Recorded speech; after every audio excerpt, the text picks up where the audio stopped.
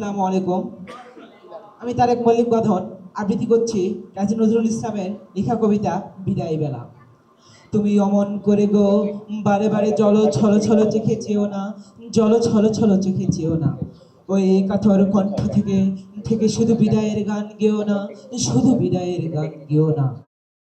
হাসি দিয়ে যদি লুকালে তোমার সারা জীবনের বেদনা, আজও তুমি শুধু হেসে যাও, আজ বিদায়ের দিন কেঁদো না। ওই ব্যথা তো রাখে কাঁদো কাঁদো মুখ দেখি আর শুধু হেসে যাও, আজ বিদায়ের দিন কেঁদো না। তোমার চলার পথটুকু পথিক, ওগো সুদূর পথের পথিক, হাই অমন করে অকরণ গীতে আখির শরীর ছেও না, ওগো আখির শরীর ছেও না। দূরের পথিক তুমি ভাবো বুঝি, তব ব্যথা কেউ বোঝে না, তোমার ব্যথার তুমি দরদি একাকী।